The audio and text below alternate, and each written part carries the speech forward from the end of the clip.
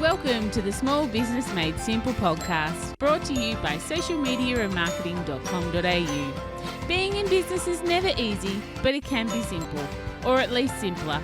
Join me, your host Jen Donovan, every week where we focus on marketing, social media, and working towards simplifying your business. You with me? Let's do this. Gonna dream it big, 'cause someone out there listening. Everyone's got a voice to give, and it's time I heard you whistling, 'cause there's no point at all, in dreaming small. Why, hey there, my fabulous listener. Welcome to episode 155 of the Small Business Made Simple podcast. Thank you, as always, for lending me your ears today. I know you have lots of choices out there, and I really do appreciate you making me one of them. I know I say it every week, but I really do appreciate you tuning in and listening to my podcast. Of course, if you're enjoying the podcast, I'd love you to take a screenshot and share it on your socials and tag me, because that would be super cool. Because there's one thing that the analytics let down when it comes to podcasts is I don't know everybody who listens to my podcast, and I love nothing more than getting a DM or, being tagged on social media from someone who's listening, because it just warms my heart and I get to know you a little bit better. And of course, if you're looking for the show notes for this episode, you can of course find them on my website, which will be at socialmediaandmarketing.com.au/155. But today, I'm just a wee bit excited to be bringing you this episode because it's a subject we haven't spoken about, but it's one I suspect will resonate with you because, well, at least it did me. And perhaps I revealed a little bit too much of myself on this podcast.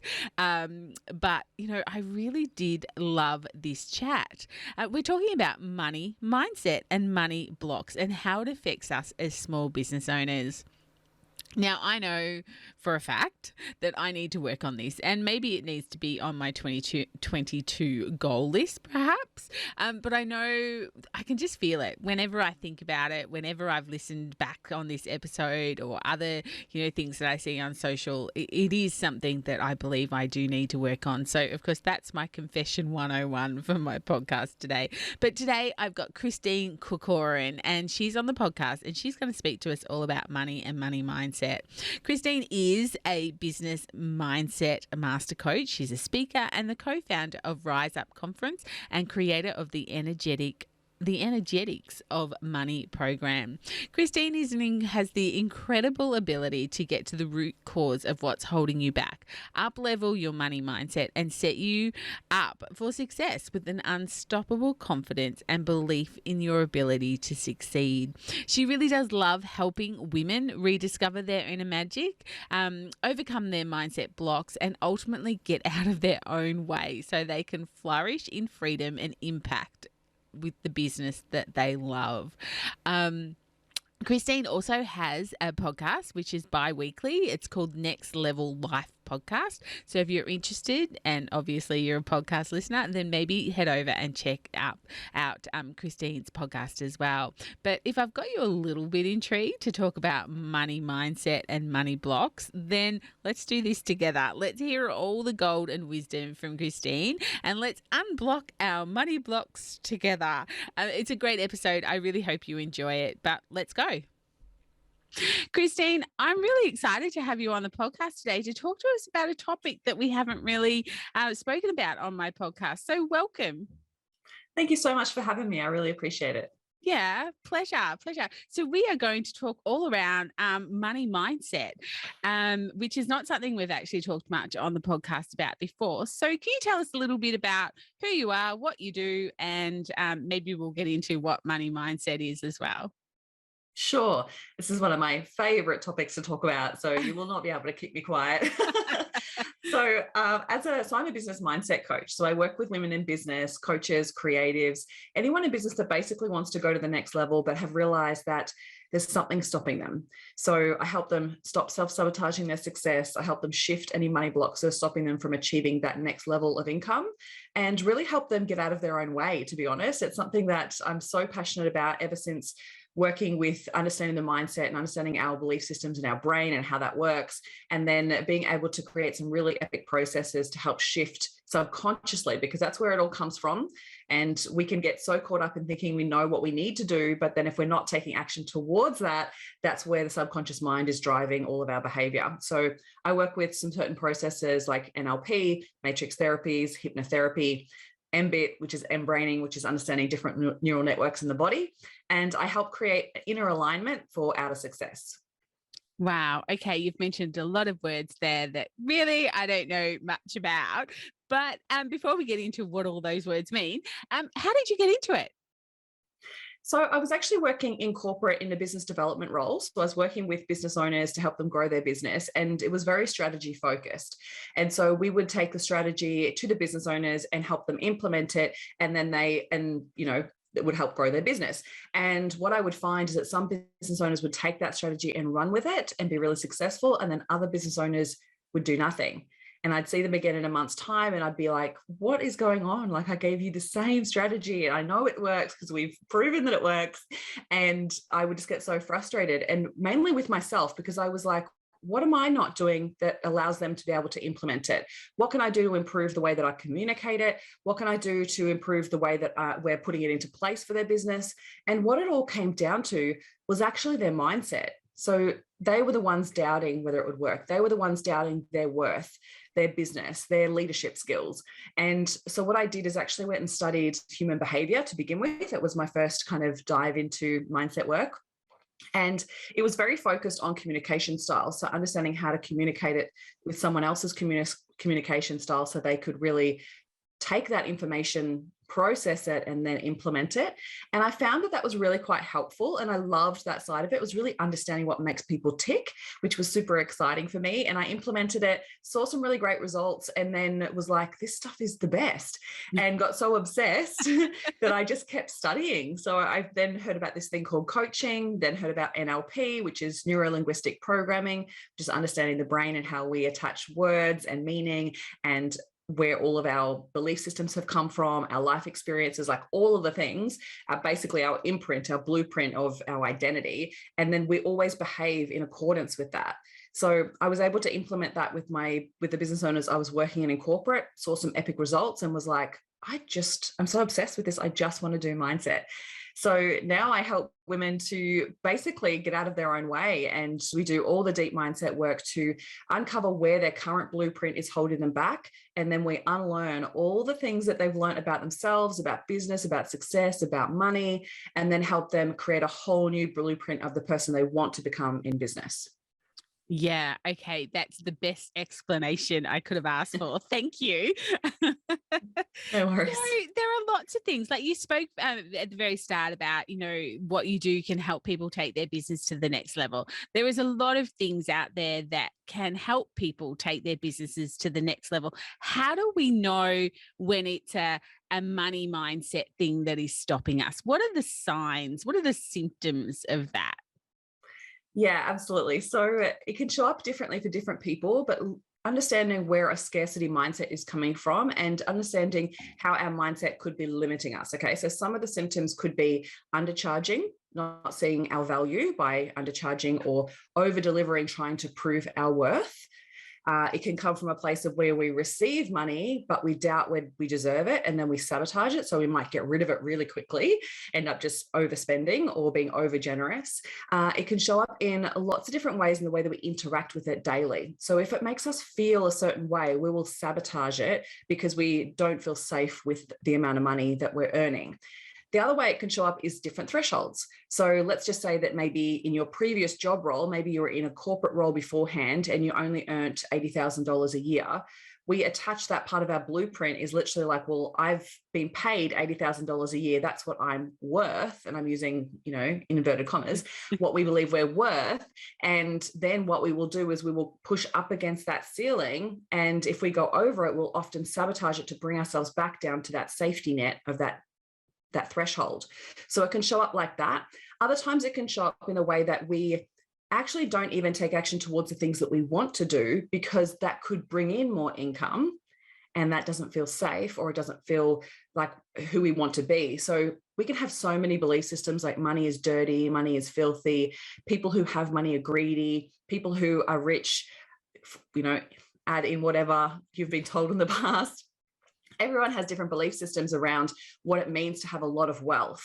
And so sometimes when we're working towards a bigger goal, or we're actually welcoming more money into our business, if we believe that that creates a belief system about us, or we fear that other people in our life will judge us for having that amount of money, we don't want that to happen, right? We want to feel safe and feel like we belong within our tribe, with our family and friends. So if we fear that they will judge us with money, then we will sabotage it so we stay on the same level as them, so we feel like we belong. So that's a few different symptoms in the way that it can show up.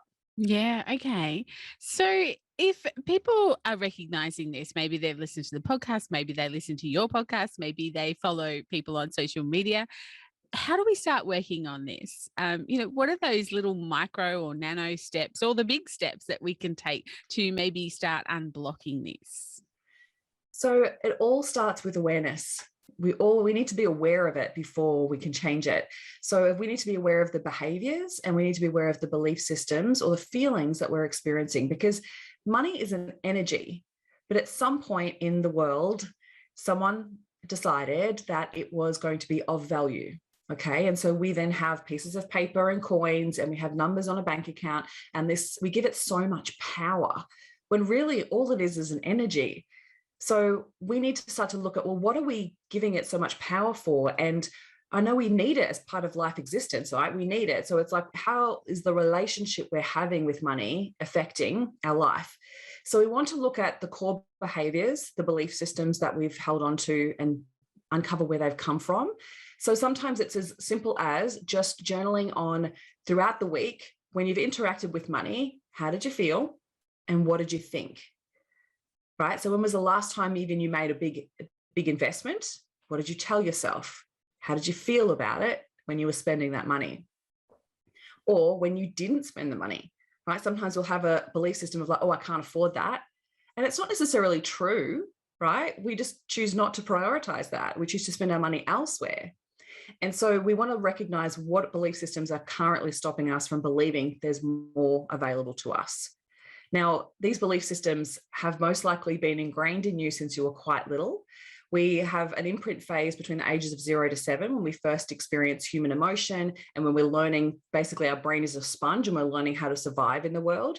And so we don't have the conscious awareness to be able to have context or understand multiple contexts. So we don't see as a child that, hey, mum and dad are fighting about money.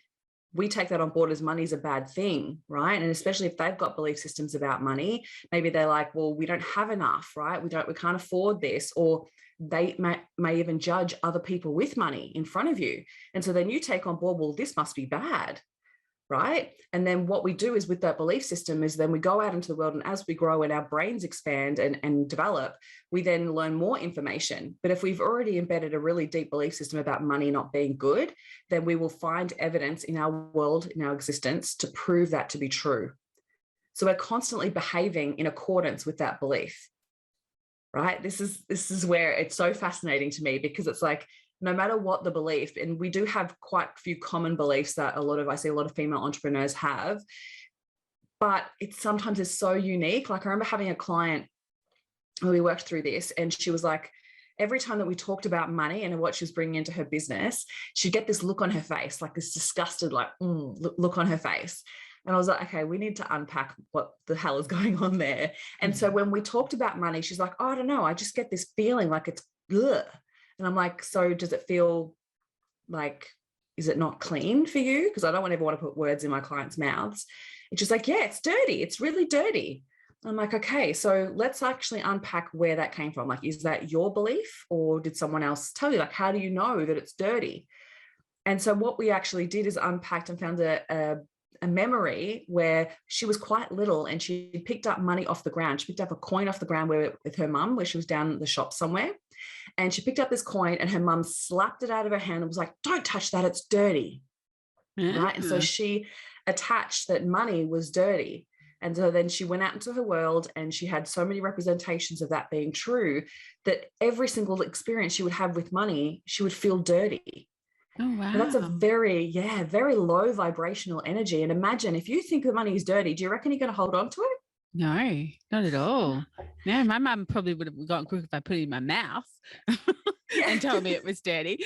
But I used to plant money trees. I used to get money off, like my mum and dad, there would always be coins in the laundry or something like that from cleaning out the pockets. So I'd get like the 2 and 1 cent pieces and I'd go plant them in the garden. I was sure that I was going to grow a money tree. I don't know what that says about me, Christine. Maybe that's an off-air conversation we need to have, but it still hasn't grown. I'm still very disappointed. I still haven't got my money tree. So I would love to know, like, where did you get that idea from? I have no idea. I just have very, very vivid memories of planting 1 and 2 cent pieces all around the garden to grow a money tree. And then how did your mum and dad talk about those money trees? Or I don't even know if they trees? knew. I suppose I never took the 10 cent pieces or the 20 cent pieces because I might get in trouble for that. But I did take the 1s and 2s. But maybe I thought copper ones look like they would grow more. They look more earthy or something. Who would know? Right. Love it. So see how it's so individual? Like, it's so unique to our own life experience. And we don't realize that the belief systems that are sitting in the subconscious mind are currently driving our behavior. And for that client of mine, she didn't realize that she was literally thinking, well, money is dirty. She just felt icky about it. Yeah. Right. And so when we talked about her bringing more money into her business, she would get this reaction, like this visceral reaction of like, oh, no way. Yeah. I was like, but what's the purpose of owning a business if you're not going to utilize money in a positive way? And I think the other thing too is people think that more money will either bring more problems or, you become this person that you don't necessarily want to become. But I believe money is an amplifier. Like, if you are a greedy person, it will most likely make you more greedy. Yeah. But if you are a generous person, you'll be more generous. Or if you're a person that creates things that bring good to the world, then you'll most likely utilize money for that too. So it's starting with just unpacking what do you currently believe about money, and do those belief systems serve you? Yeah. Sorry, I was sorry to interrupt. I was also going to ask, have you seen a real shift? Like, unfortunately, we can't go a podcast without mentioning that dirty C word, the COVID word. Have you seen a shift in women in business, like dealing with everything we're trying to deal with at the moment, whether it be homeschool or losing their job or having to pivot or whatever it is? Is that something, trends that you're seeing that, you could share with us? Yeah, it's interesting. Like, everyone's slightly different. So it really just depends on the situation they're in, because I think it's brought up so much fear. And I think when it first happened last year, it brought up these evolutionary fears that it was almost like, okay, we've got to deal with this now. Otherwise, my business won't continue, right? So I had a lot of clients that were like, let's pivot, let's change, let's use this, let's innovate, let's change the way that we do business. And that was really empowering to see, because they took it as a opportunity to grow rather than an opportunity to retract. So, and it all stems from where your current belief systems have been. Okay. So if we have a current belief system of scarcity, that there isn't enough, that there will never be enough, and that when I receive money, I'm taking it from somebody else, then that's a place of lack and scarcity. So then when things like these happen in the world, our normal reaction when we're in scarcity is to retract. So we'll go to save money, don't spend, hold on to it, go into like survival mode, right? And so that's definitely a pattern of behavior that I've seen, is that survival mode. And my passion is to get people out of that survival mode and into thriving, because no matter what is going on in the world, there is an opportunity to make money. They are printing money every single day. And when you look at how much money is currently circulating in the world, because we don't own it, it's always being circulated. There's about $17 trillion. Actually, I think it went up to 19 the other day. I Googled it the other day. I think it was 19. We probably printed some more to get out of debt. Exactly, right? Which God knows how that's going to work out in the end. But there's money always being printed. So when we go into that place of retracting, and I'm not saying it's not reality, like that's not what I'm saying here, is that yes, there are definitely some challenges along the way, but what meaning we place on it is going to impact how we behave and how we feel.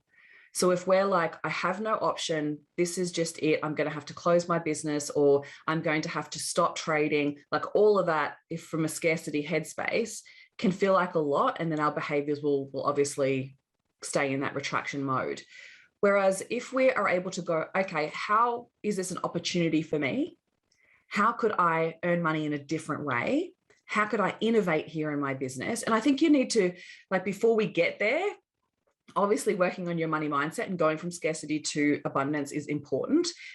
But I must caveat this with, when we're experiencing high levels of fear, high levels of uncertainty, and there's consistent lockdowns in certain parts of the country, there is a grieving process that a lot of clients will go through.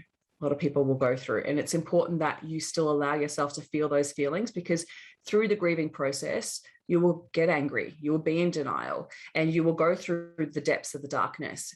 And if you work through it, you will get to a place of accepting where we're at.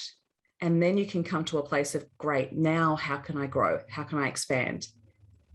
But it's very difficult to go from stuck in scarcity, this is it, like I have no choices, no options, to, oh, look at all these options. It's that emotional journey that we need to go through. And you'll see, and everyone's journey is different. So this is where I think it's super important that you don't judge yourself when you see someone else showing up online and working through thriving, and it feels like you can't do that. It's super important that you just focus on your own journey and take care of you and get help if you need it, and get that support to get you through that journey so that you can come to that place of acceptance, which then brings us so much more choice, so many more options, and we can get into a growth mindset to look at the opportunity there to grow. Yeah, that's some really great advice. Thank you. And I'm sure my listeners will really appreciate that. You've touched on it a little bit, certainly with your other answers, but I guess the next question that I sort of had was, why is this important to work on when it comes to business? And I know you've touched on it a little bit, but I just thought I'd give you the opportunity to maybe add anything else that you might have missed as to why should we work on our money mindset when it comes to our businesses?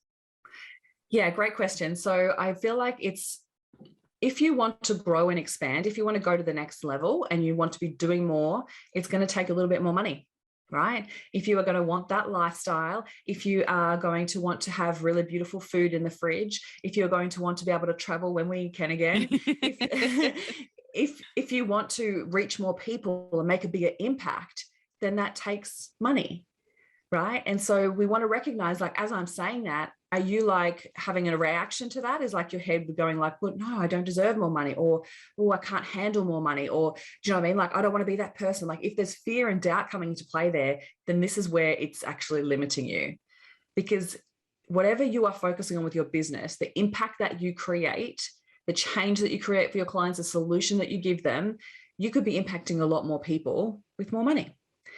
And I believe that with more money in beautiful female entrepreneurial hands is going to be so much more beneficial for the world.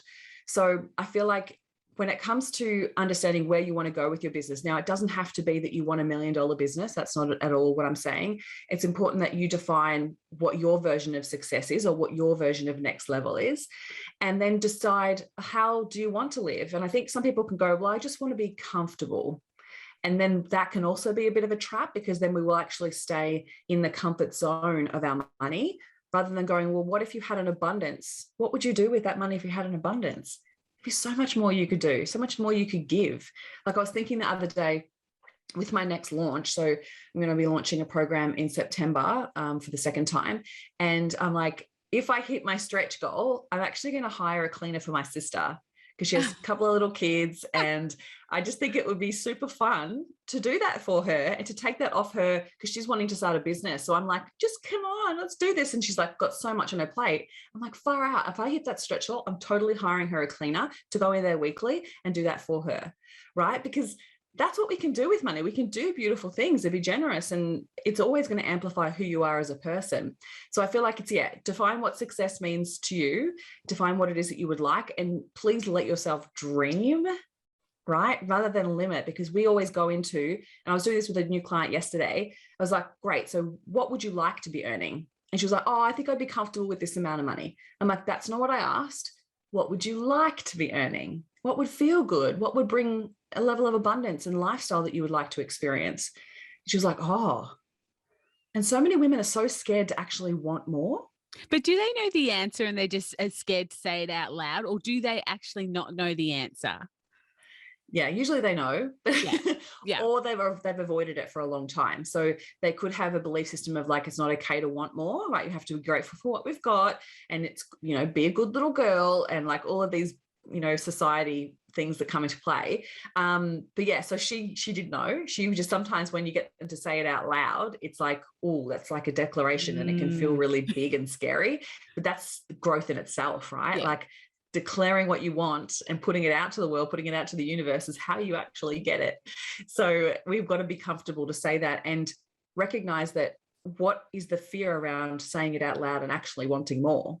Is it that you'll be judged for wanting more? Is it that, well, if I say it, then I have to go after it and that's scary? Or is it that we go, well, I don't want to be that person who has a pursuit in money, right? Like there's so much negative connotation around money in this world. It's crazy. And we're fed to it. We're fed it with movies and, you know, role models in the world. Like I was chatting to one of my friends the other day, and I was saying to her, like, how many female representations do we have in the world of really wealthy women in business? Right? We've got entertainment, right? We've got beauty and supermodels, but how many do we have that are like thriving in business? Yeah. And how often do we judge them and tear them down, right? Like we're constantly pitted against each other. And I think that without that representation, it doesn't feel safe to get to that level. So then we don't want to put ourselves in that position. We don't want to thrive or not thrive. We don't want to pursue that because it could potentially be dangerous. Yeah. Okay. Very interesting, very thought-provoking for sure. I don't know whether you can answer this or not, but why do you work with women? Is there a difference between the money mindset of people identifying as male as opposed to people identifying as female? There is a little bit, Okay. right? So I'm passionate about helping women. That's just my focus. It's not that I don't work with men. I have worked with men in the past. I just love working with women. It's just what I'm lit up by. Yeah. So, and yes, there is a slight difference in regards to men's mindset with that, but we all have mindset blocks when it comes to money. All of us, right? We're not, because I think we're a product of our environment. So when you think about our generations that have come before, they have had a lot of scarcity, right? They did work really hard to earn their money. Right? There was war times, right? There was famine. Like there's so much when it comes to our generation. So that's where it's fed down to us, right? Your dad said it to then his son, and then the son said it to then his son, and the son said it to his son, because, and it's similar. Like, you know how sometimes like you parent your kids and then you hear your mum or dad's voice as you're saying it. Yeah. You open your mouth and your mum just fell out. Yep. Yeah, know that. Exactly. So that's what I mean. Like it's subconsciously there. You don't realize it until you say it or you unpack it like this. And so, so with men, I think the difference is that men are encouraged to pursue wealth and success. Right? There's a big representation of it in the world of very successful men, but from a younger age, they're encouraged to obviously go to university, get a really high paying job and thrive, right? It's encouraged. Sometimes there's a lot of pressure with that as well. And then with women, look, it is changing very much so, but in the older generations, it was encouraged to get married and have babies. And the focus wasn't whole and solely on providing for your family and being successful and thriving with money, right? And having wealth. So I think like some of those societal things or patriarchal things are starting to be broken down, which is great. But it is slightly different for women as well. But I work mainly with women. That's why I really speak to that. Yeah. Okay. Thank you. Yeah. It was just a little bit curious, I guess. This has been a great conversation. As you're speaking, I've got little things popping into my head all the time. So it's been very thought provoking. Thank you so much for your time today and chatting to us all about money mindset. Is there anything that maybe you would like to finish off with, or anything that you haven't talked about yet just before we finish up? Well, I think with anything, we can get so caught up in doing what we're surrounded with. So we often stay comfortable because we're comfortable within the tribe that we spend time with. And I use that because that's how our brain works, right? It's literally from a prehistoric time. Our brain hasn't evolved. So we want to feel safe with the people that we feel like we belong with. So that's our family, whether that's our friends. One of my most favorite tips to share with people when it comes to working on your money mindset is have a look at the 5 most people you spend your time with and have a look about how they treat and experience money. So are they hoarders? Are they spenders? Are they, wealth creators, like what do they do with money? Because you will be adopting their belief systems the more you spend time with them. So you want to start to choose and expand your circle of influence with people that do see money very differently, right? Because poor people create more poor people. And, there's less mindset shifts when it comes to people with wealth. They think about things very differently. So starting to think about how you surround yourself with the people that have a wealth mindset or a growth mindset, that look at money in a different direction, a different way, that will help you expand your way of thinking around money. Yeah. Okay. Yeah. You are the product of the 5 people you hang around the most. Say it often. 100% agree. If you've said something on the podcast or someone is super interested to dig a little bit deeper into this, what's the best way to get in contact with you? So yeah, you can check out my podcast called The Next Level Life Podcast. Otherwise, I hang out probably most on Instagram. I'm on Facebook as well, but I hang out probably most on Instagram at @ChristineCorcoran_coach. And then if I can actually give you a little gift, if you like, I've got a little a guide on 10 money mindset shifts to supercharge your business. So I can give you the link to pop that in the show notes, and you're welcome to gift that to your listeners if you like. Yeah, that'd be perfect. Thank you so much.